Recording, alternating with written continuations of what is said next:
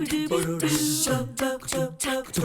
morning. So nice to have you join us today. Hope you're having a great start to your day. Kind of nice to have a little bit of rain outside. Kevin Fuerst is here with Fuerst Financial Group. Good to see you. Good to see you, Julie. So I have had some guests who were on their way send me a text this morning, something I noticed as well, which is I'm going to be running a little bit late. Traffic is awful.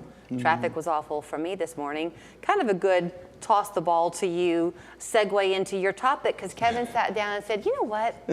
Life is messy. It is. Every angle of it, and especially in finance, there's so many different things that can go wrong or go right. Yeah. But you just have to go back to the fundamentals, stay the course, have a plan, and regardless of how messy it gets, you just stay the course. Things change, like your job. Maybe you can't afford to save as much as you were saving at one point. Maybe you can save more than you used to because you've got a raise. I always tell people they'll get a raise. I'll say, what should I do with my raise? Well, save half of it.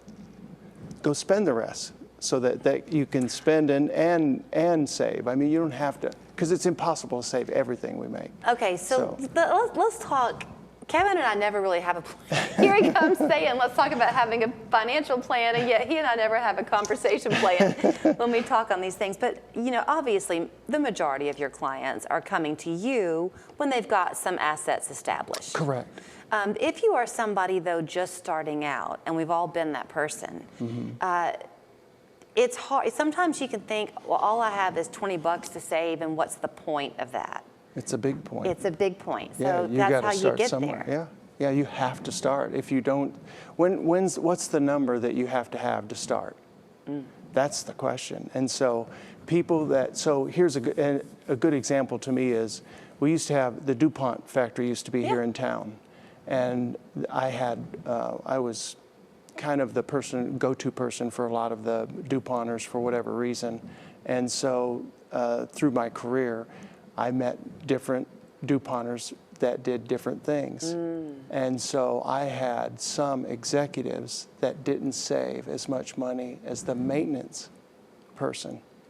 And so it just depends on your focus, and stay in the course and kind of looking through the fog and all the mess, and just keep giving instead of spending. And so it's amazing how that I would meet with one person and he had hardly anything saved, or he might have some saved. That's why they were coming. They wanted to know how we could help him with the money. But at the same point, he might have had $300,000-400,000, where the maintenance person had over $1 million. Now, how did he do that? So I liked what you said, though, about if you get the raise, for example, save half, spend half. It does not work. Just like if you're trying to lose some weight, you can't deprive yourself of all the fun. Right. Right? Well, of all the food, period. Yeah. Right. Yeah. But like I've kind of always been a believer in almost like thirds. A third to fun, a third to save, a third to maybe a task or something, and then some tithe money thrown in. Is that kind of how you like to look at it? I think so. I think that's what people have to do, especially if they're getting started. You have to start somewhere. So regardless of where you start, you make that decision, start there, and then try to add to it as you go. And the earlier you start, the better. Okay, back to the point about life being messy. Okay. I bet a lot of people are like me, where I get up and I have my to-do list, and the day is ahead of me. It never ends with the to-do list all marked off. And sometimes you can be really optimistic about something, and life does throw you a curveball. So is mindset a critical part to the success of your finances, Kevin? Absolutely. Yeah, you have to, because it's just like any other decisions we make. We make decisions on everything, and nothing really turns out exactly the way you want to. It's not perfect. But if you continue down the path of you're saving the money, then once you get a certain amount of money, you can start to invest it a little differently. You can take maybe a little more risk, or maybe you don't take any risk at all, depending on your risk, but you still have a plan in place of where you're going. And then your career makes a difference too, how much you can save a lot of times. And so you just have to factor all that in. And eventually, if you stay focused on it and or have someone to work with you, I think that's important as well. They will kind of coach you through those things that you need to do And it doesn't matter if you have no money, you're just getting started, or you have a lot of money.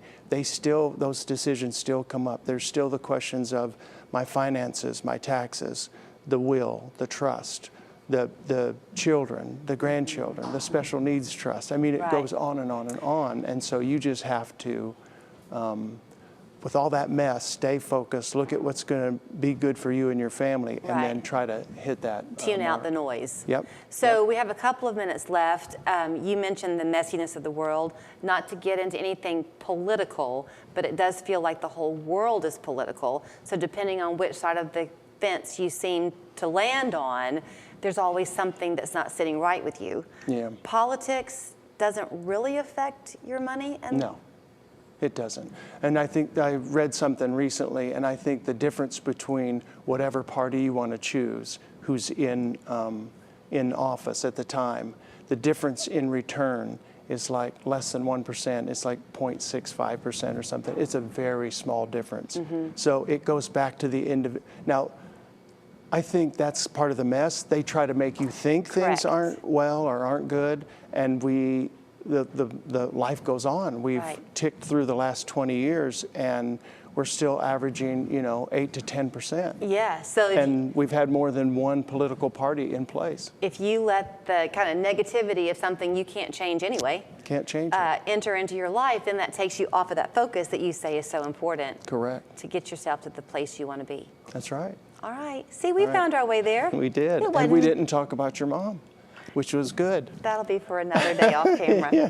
Kevin Fuerst at Fuerst Financial Group. We always have fun talking mother and mother-in-law stories, don't we, Kevin? We do. GrowKeepLeave.com is the website, because that's his goal for you, is to help you grow your money, enjoy it while you've got it, and then leave it to the people you love. 899-8555 is his phone number. Hi, I'm Tom. I've lost 45 pounds.